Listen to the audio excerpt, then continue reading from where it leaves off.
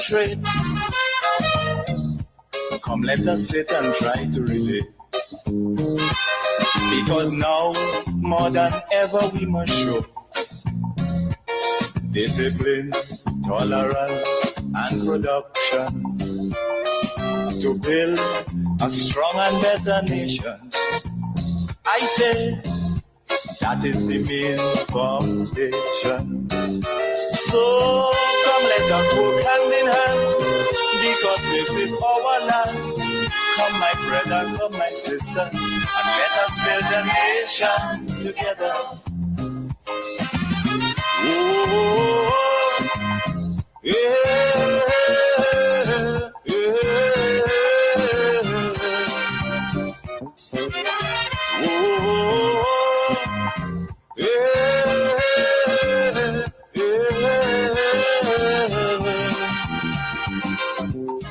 Come, my brother, come, my sister, and let us build a nation together. That is the call. Come, let us develop Grenada. Come, let us transform Grenada, Carriacou, and Petit Martinique.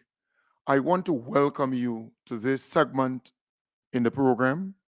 Again, the folks on Facebook and YouTube, I want to encourage you to share the live. And once you're on the Facebook page, Grenada Transformation Agenda, please click follow to follow the page. Once I am on, you will know. And if you're on YouTube, subscribe, become a follower of the channel. I want to start off by saying I was not on air from Monday evening. All right, I was not on air from Monday evening, Tuesday morning, Tuesday evening, because Wednesday was a public holiday and I don't do programs on public holidays. So the reason for me not being on, I was out of the country. So I was out of Grenada for that period. All right. I had something very important to attend to. So I was out of the country for that moment. Just giving you a little heads up. I would not come and tell you my business on air like this. Things that are dear to me, you will never know. All right. So again, just saying, because I operate solo, me alone, I do this program for the last 9 years and months alone, and I love it like that. I don't like people into my business. I tell you what I want you to appreciate and hear and know that would be important to you. When it comes to my personal stuff, I try not to throw it out there on air, and I hope you would understand that. All right? So I was off island. I went out of the country on Monday, and I came back only recently. All right? Nice. We get that out of the way. We got that out of the way. I want to again say to you that I still have tickets, early bird tickets left for my event, and it's going fast. I must admit, it is going very fast. We are already over 100, right? We're over the 100 mark in terms of the amount of tickets gone.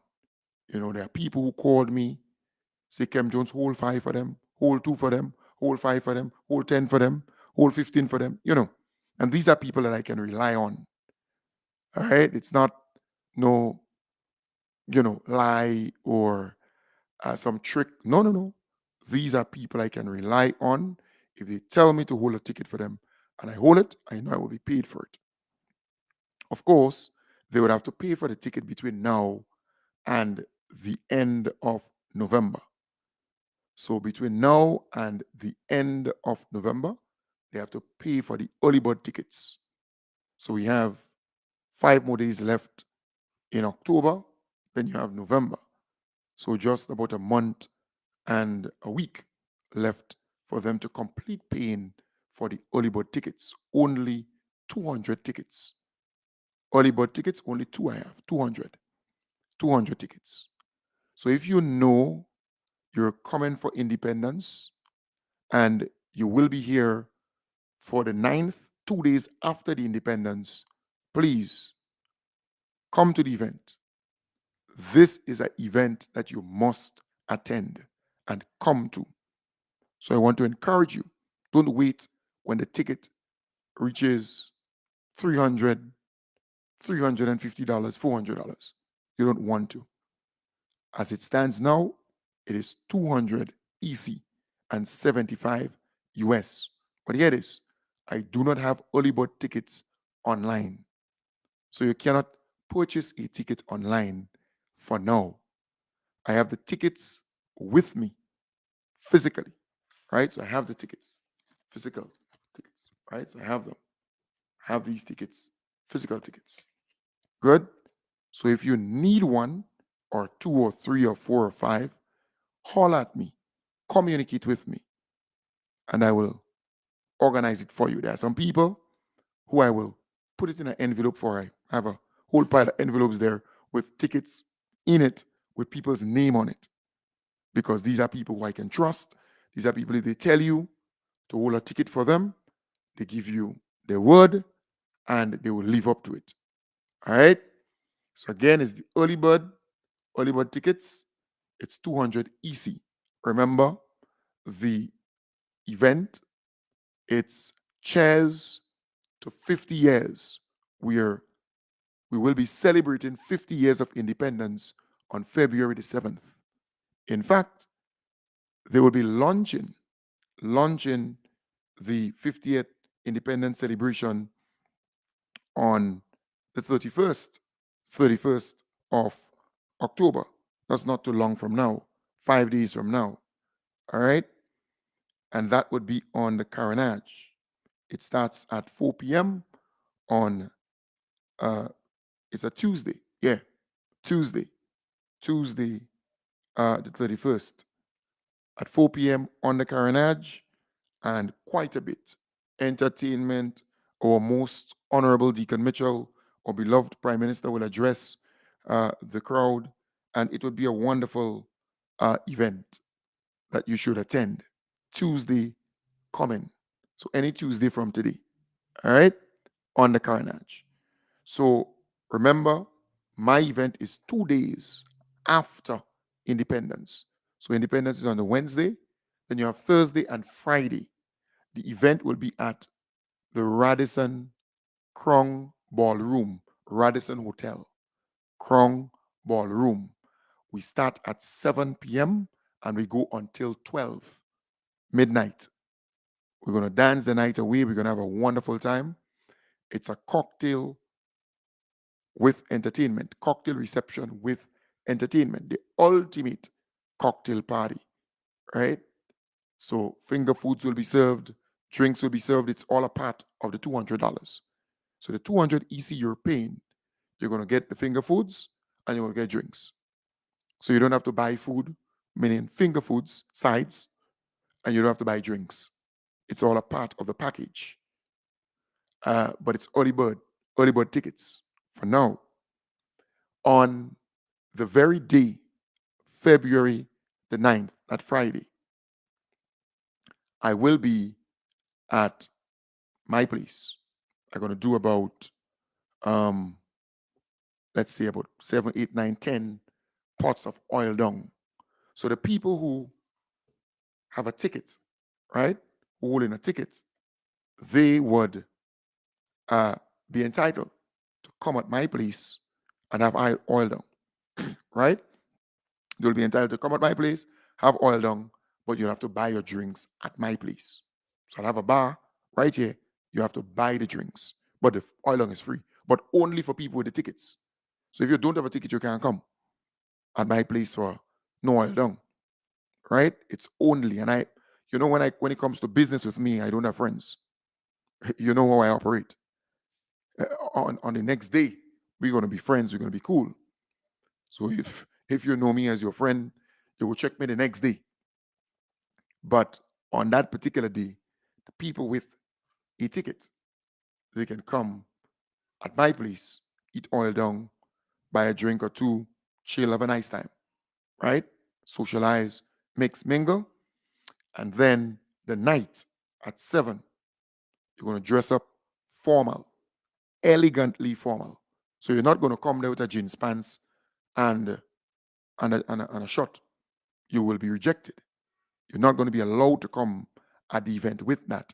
That is why the event is formal, elegantly formal. So it's a formal event. All right. I expect you to come with your nice, fancy dandan and have a wonderful time. All right. So again, saying to you, it is elegantly formal.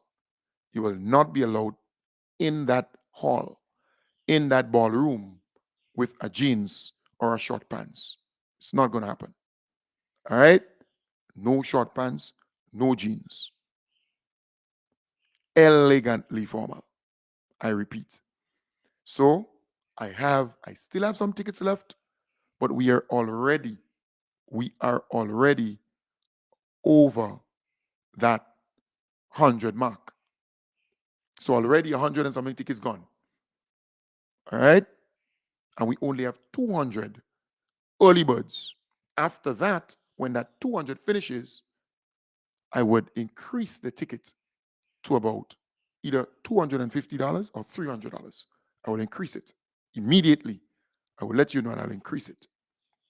So if you know you will be here, you want to come to the activity, or if you know you in Grenada, Carriacou, PT Martinique, and you want to be at the event, and you have my number, you're trustworthy, I can leave the ticket for you in an envelope, right?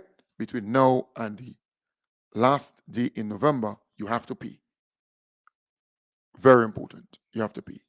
So if you know you're coming down with a crew of 10, 5, find out from them if they come into the event. I would love to have you at the event. All right? I would love to, because this will be the ultimate cocktail reception and entertainment. Solid the band, you know they're going to turn the thing up. Lyndon Langdon, that saxophonist in the police force band, I mean, he's good. Then you have uh you have um you have you have the DJ, Selector Beast, DJ Kareem. I mean, they're the best in the business. You're gonna have some stand-up poetry and so on, and the thing gonna be nice, right? Very, very important. So again, I look forward to having you there. It's on the 9th. It's 2 days after independence. And then it's the weekend of Carnival in Carriacou, Kayak Mass. Carnival in Carriacou. That same weekend. So, I mean, the thing go nice. It go real nice. Just giving you a little heads up. So you can go up to Carriacou on the Saturday. You could go up to Carriacou on the Sunday. Because remember, you have boats going up there throughout plane, just name it. So I have tickets. I have tickets left. So holler at me, send me a message. If you're overseas, send me a message on WhatsApp. Say, hey, Kemba, come in, and we want 4 tickets, 5 tickets. Put it away for me. I will send the money. All right? And there's a great possibility, just giving you a little heads up, there's a great possibility between uh, now and the event that I will be in New York. So there's a great possibility that between now and the event, I will be in New York and I will have an event in New York. So you can get the tickets from me in New York. Right? So there's a great possibility. All right? So just give me a heads up. Hello? Hello. Hey? Hey? You will be by Ricky tomorrow? Yes. Huh? Yeah, I will be there. Okay, I'll hold 2 tickets for me. Who am I speaking to? Wilma. Will. Carnage. Oh yeah, Wilma. All right, cool. Yeah. All right, nice, great. All right, so that's Wilma, right? My good friend.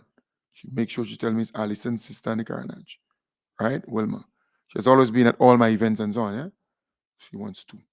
All right, so yes, so there is a great possibility that between now and the event, So maybe in November, maybe in December, I will be in New York. All right. And I will have an activity in New York. Good. So just giving you a heads up between now and the event. And then it's my hope just between the event and the next event that I will be in Canada. So between between February the 9th and the next event in May, I will be in Canada within that time. So first, I will be in the United States of America, and maybe I might just be in both ends. Maybe I go down to Florida, and maybe I'll be in New York. Maybe I'll work it out that way. So just giving you a heads up, and they all get towards fundraisers and getting involved and being out there. So just giving you a heads up. So between now and February the 9th, I will be in the United States of America. All right.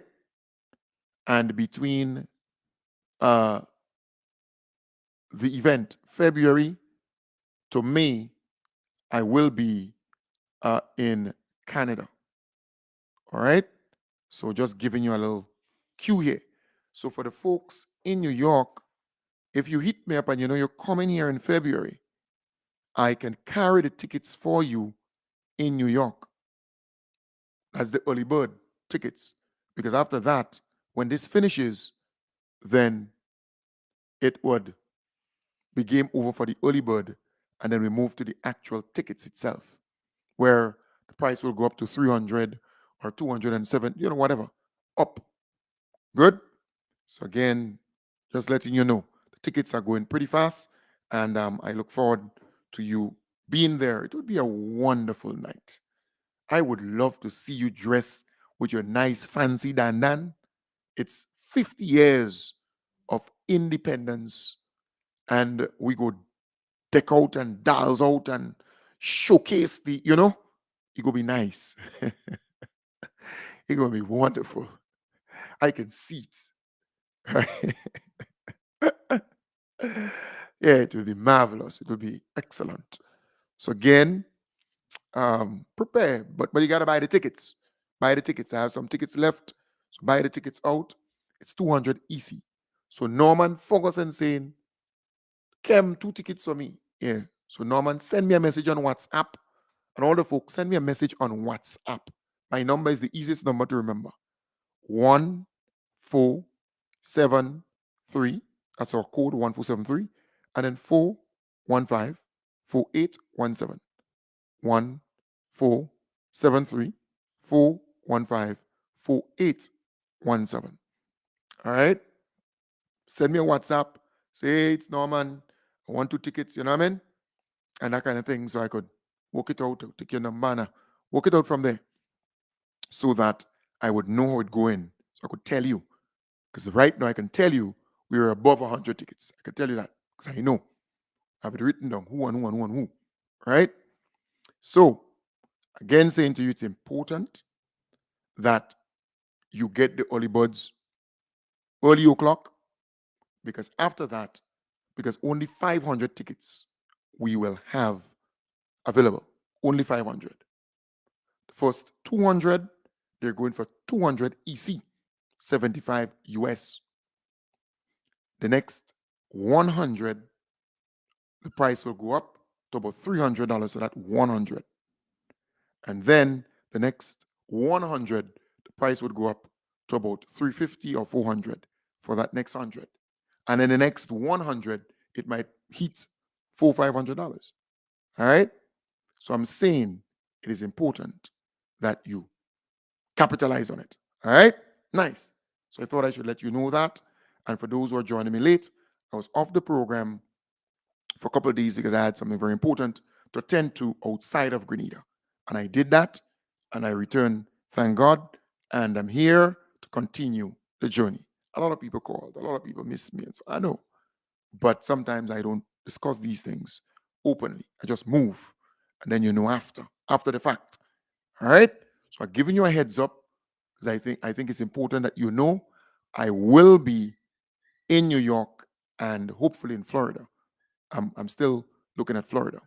I will be out there in the United States between now and the event.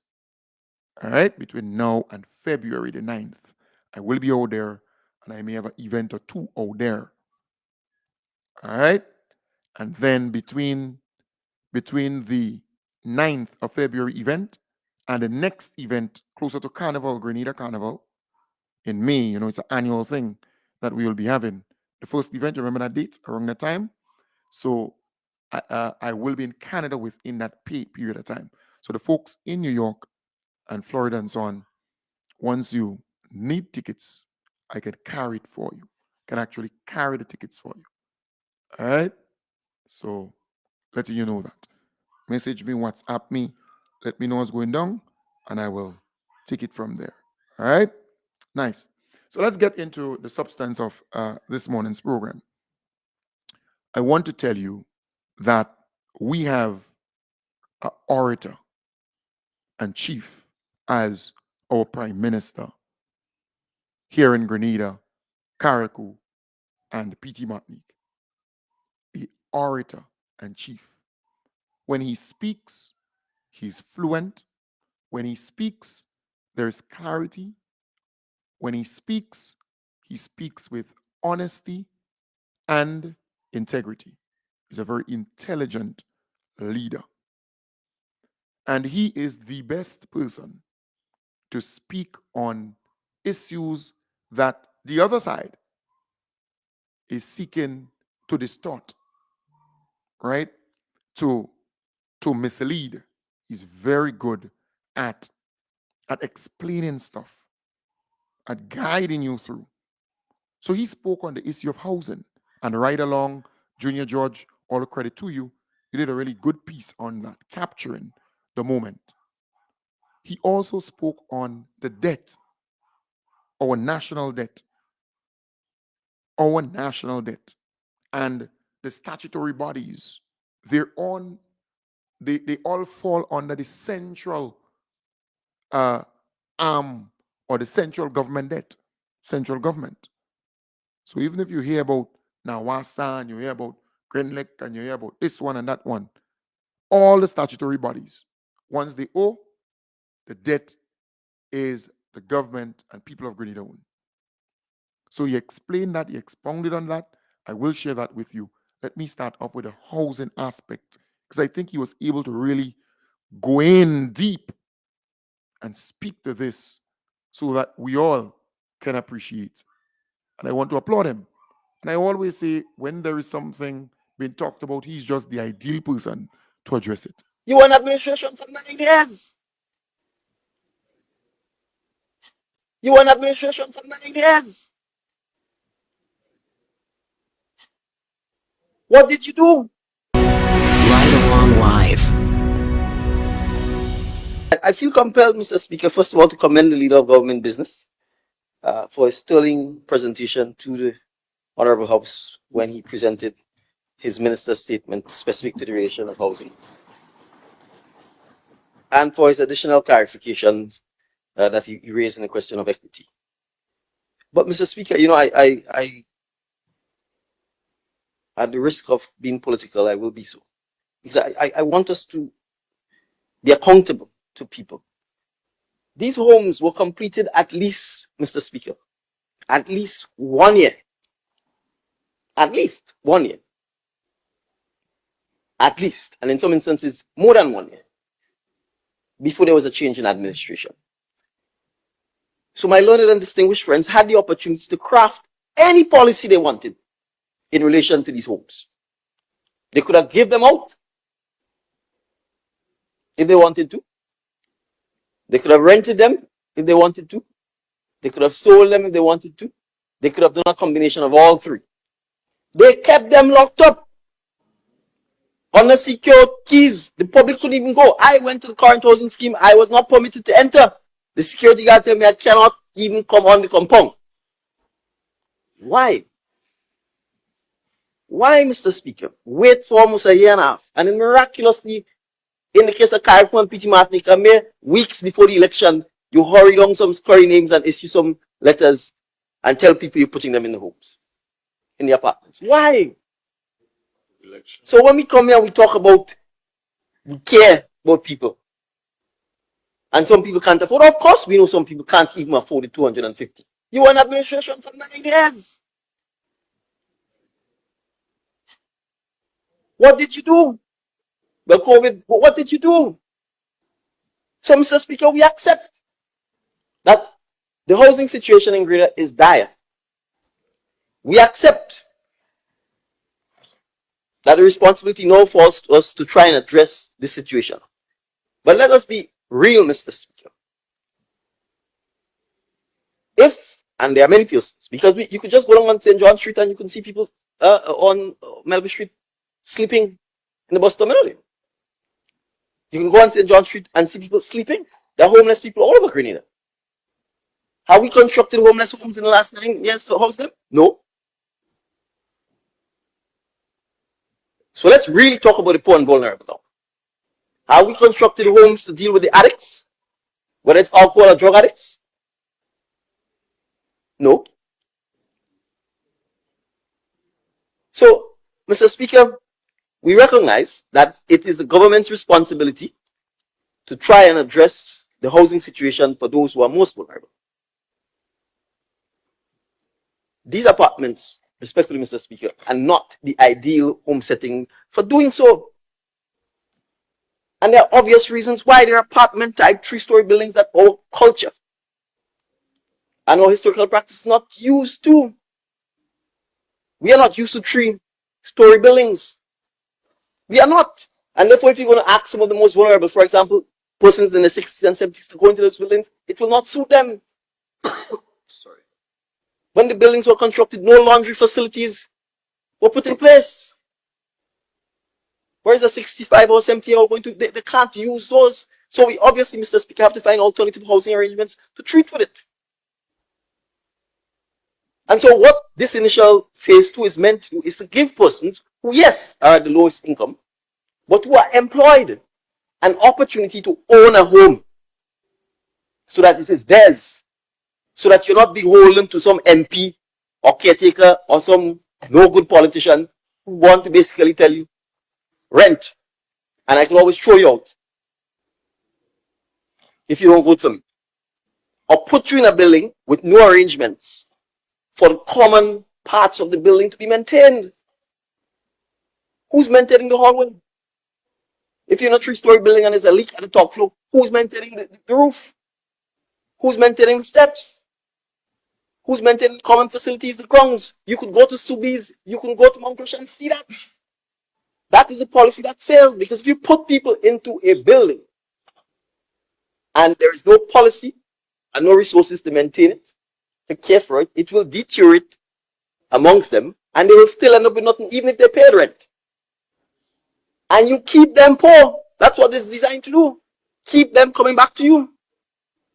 All of us, Mr. Speaker, grew up, all of us grew up for the most part in wooden homes. We aspired. We had some ambition.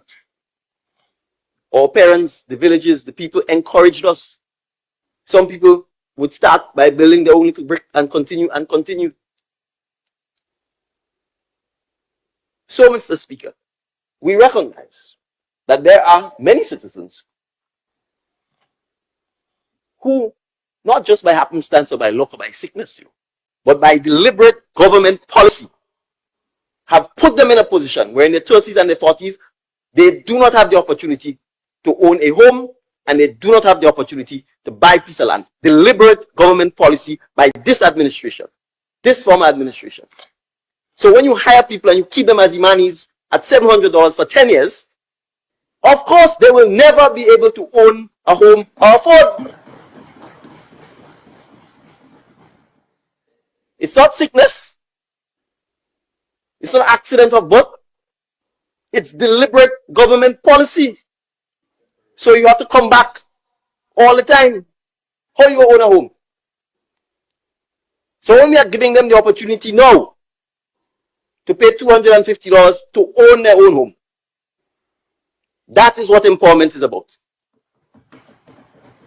So don't come in this house and play self-righteous about some people can't afford. If you employ people for 10 years and call me money, keep them temporary. Don't even pay a nice for them. You can fire them at will. They can't even buy food. So we don't need to talk about housing.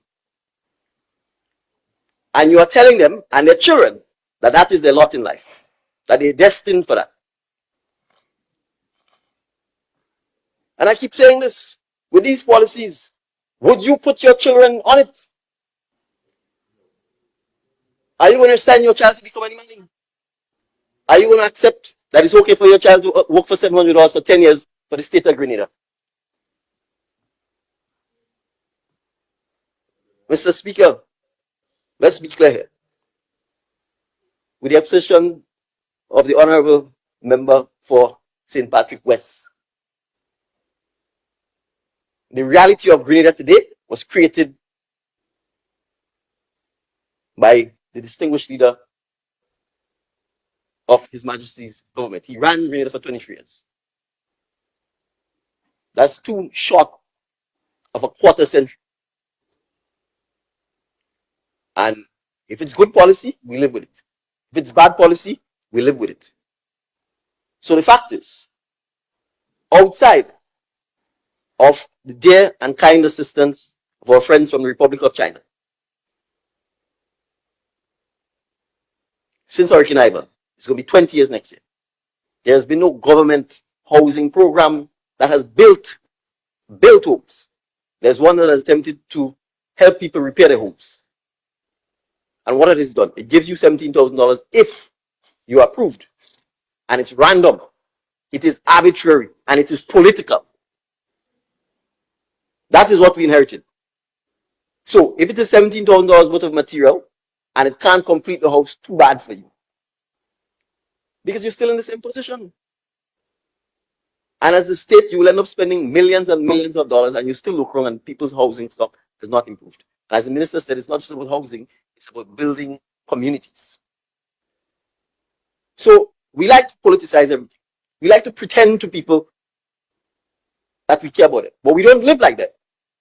We don't live in the same place they live. We certainly ain't eating like them. We're not sending the children, our children, to the schools that they are going.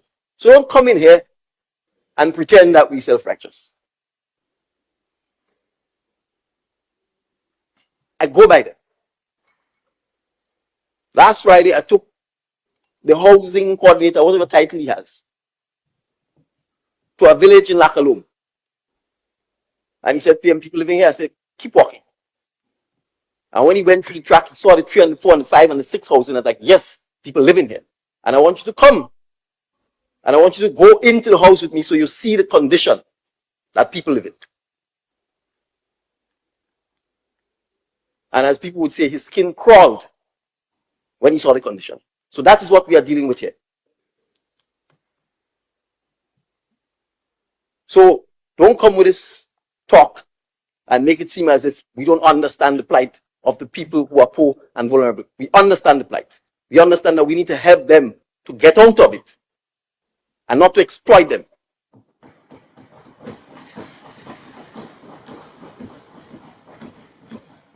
So nobody in no poverty as I know it. But poverty is not an excuse for not having ambition, for not having pride. It is not an excuse for insisting that our people live in unhygienic circumstances, and for encouraging them to do better and encouraging their children to do better. And you could give people $50 for the rest of their life. They will still be poor.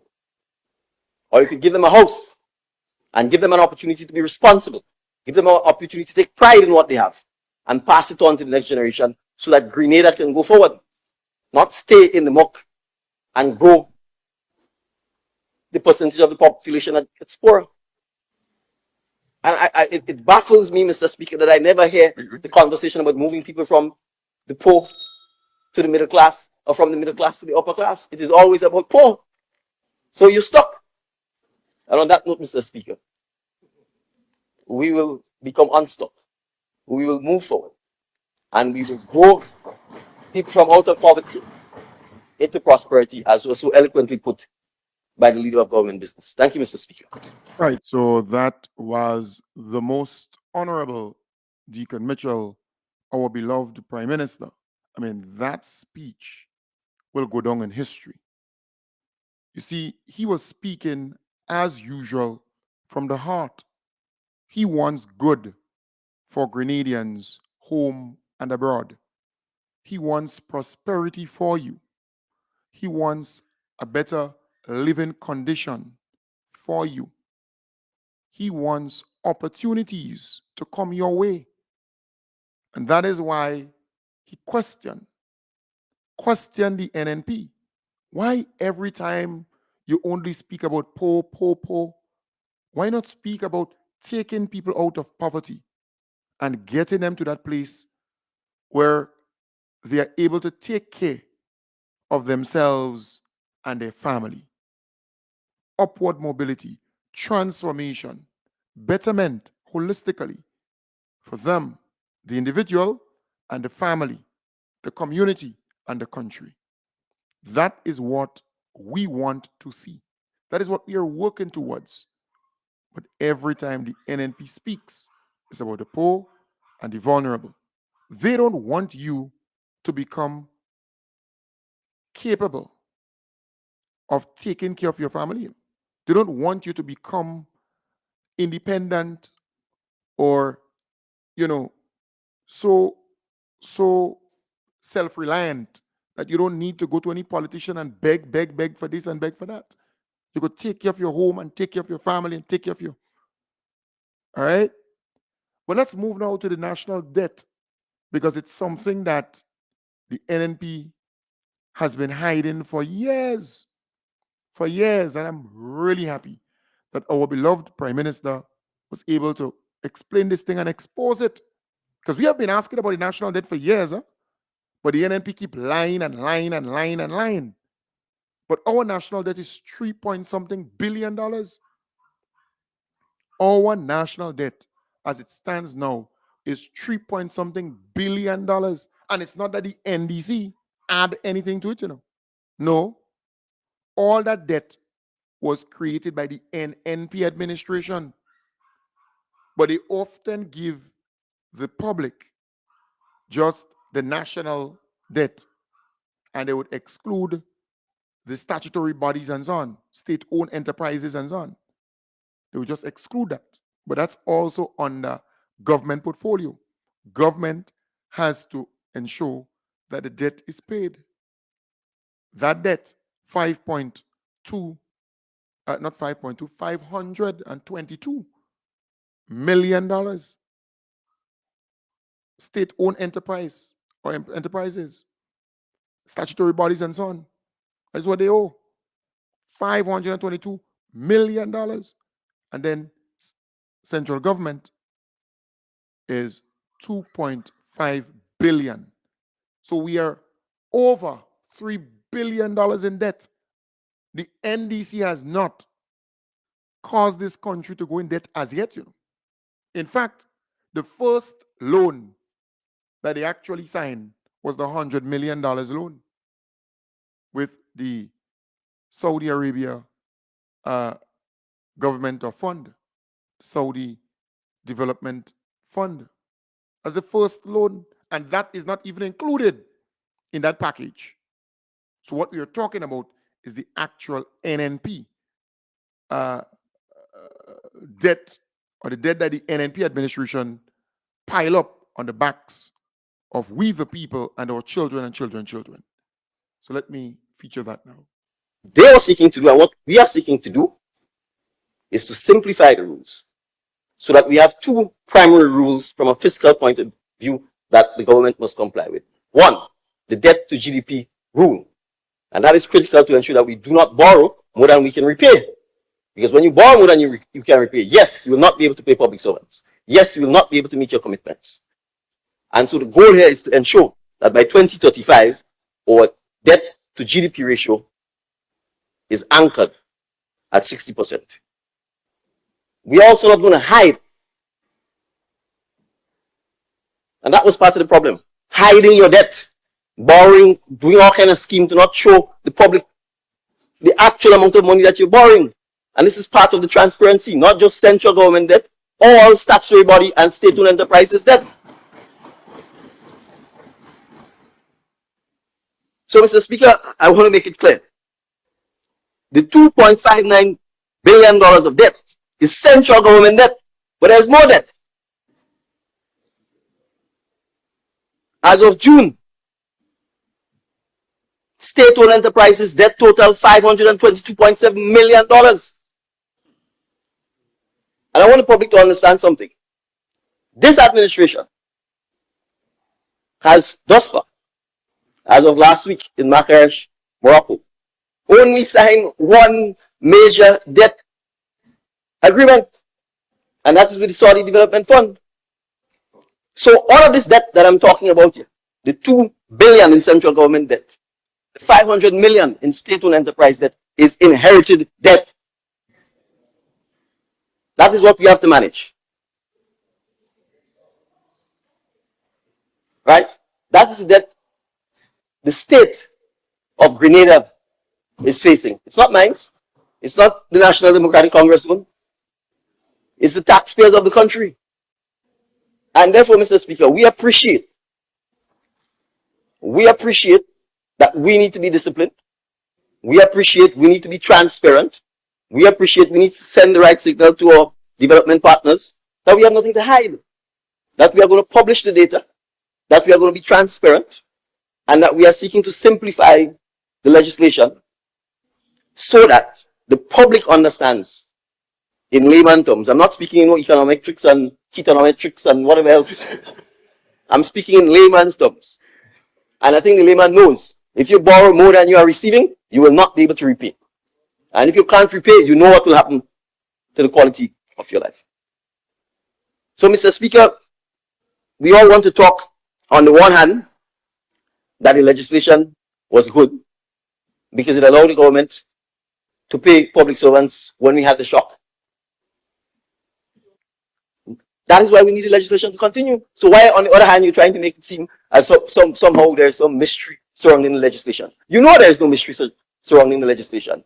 You know what it is designed to do is to make sure that the government manage its fiscal affairs responsibly so that it can meet its obligations. And so that primarily, if it has a surplus, it doesn't spend it all so that it can't meet shocks when they happen. If you make $10 and you spend $10 and then you get sick, yes, you won't have any money to pay your medical bills. But if you make $10 and you only spend $7, you have $3 as a buffer. So that if you get sick, or if you have a fire, or there's some natural disaster, you have $3 at least that can go towards it. That, in simple terms, if you want it in layman terms, is what this bill is designed to.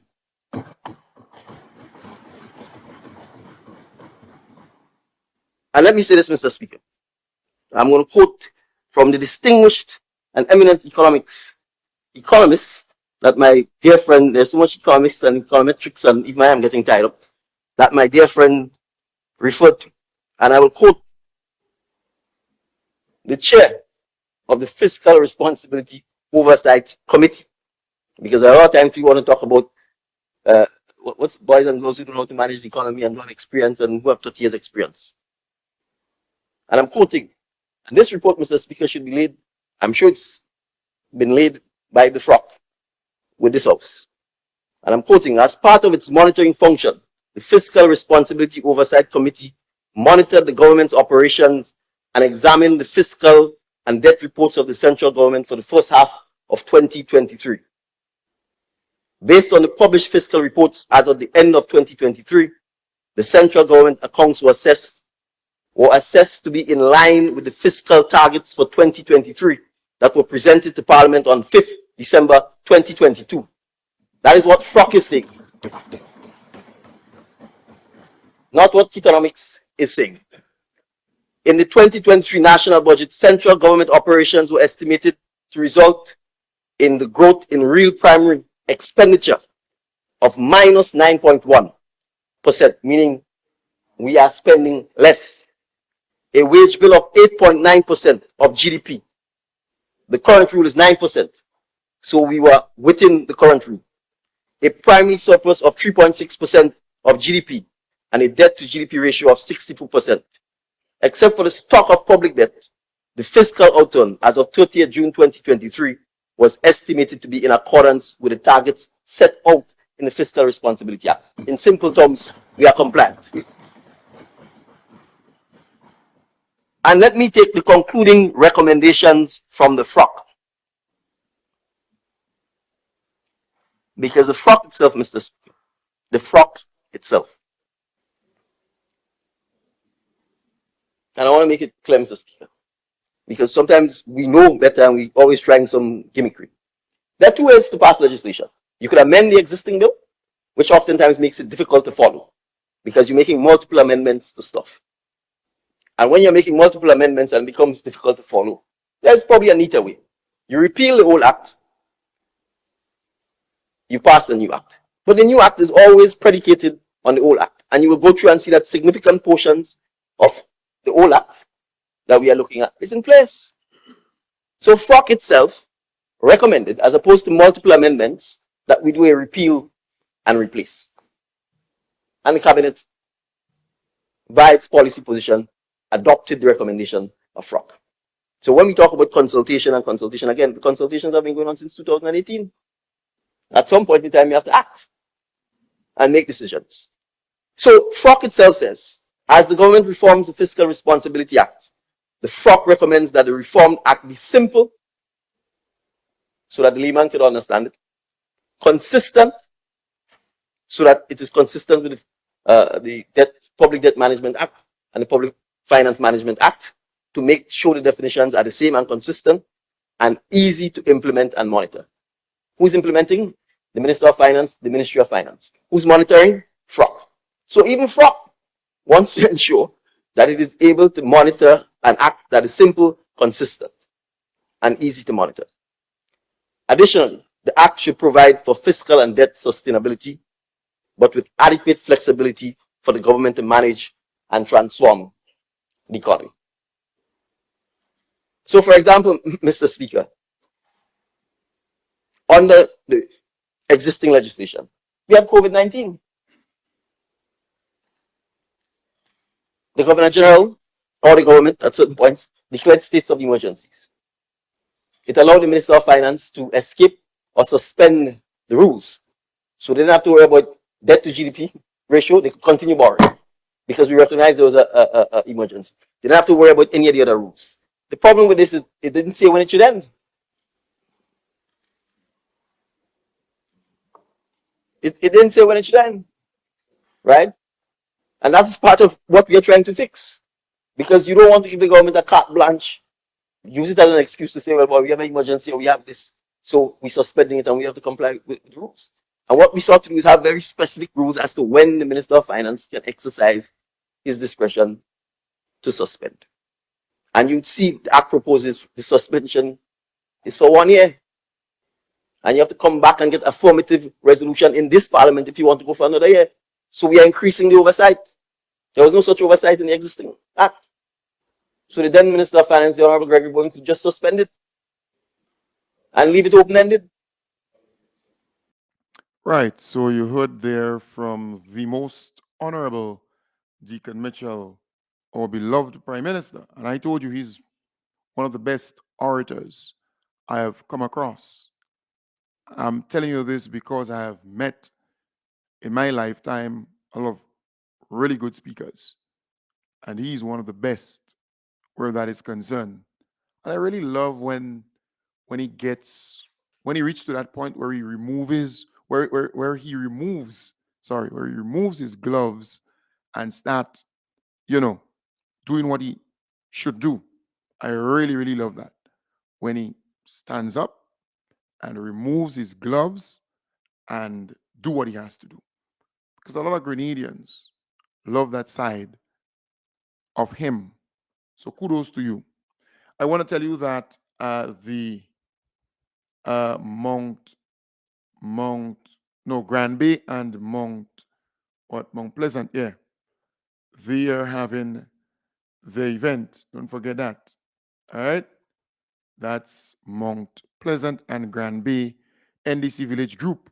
Cocktail Sip and Dance, Saturday the 7th of November, 2023 at the Callaloo. At Callaloo, tickets $80. Check Patsy Emmons and the team. I'll be there. I will be there in that event. So that's in Carriacou. I will be there at that event on November the 4th in Carriacou. So you could look forward to seeing me there. So buy up the tickets. It's $80, ATEC, ATEC. Patsy Emmons, Julie Finch, Bethel, Kathleen, the whole crew, the entire lot. They have tickets, they have everything that you need to come to that event, and it's always a rampack event. So please organize yourself early o'clock. All right, I will be there at that event on November the 4th. I think Saturday, November the 4th, I'll be there at that event. So again, I want to encourage you to buy up your tickets and be there at that event. Good? Nice. So folks, I want to encourage you. I have early bird tickets for my event. All right, don't forget that. Early bird tickets, $200. And I'll be in St. George's today. All right, I'll be in St. George's with some tickets today. So if you're in St. George's, you could holler at me and Ting. And we'll take it from there. All right? Take it from there. Peace and love. Have a wonderful, wonderful day. I'll be back with you tonight, starting from 8 in the p.m. Remember, Speak Out Unfiltered, they're coming up after me on this station. So don't go anywhere. Take good care.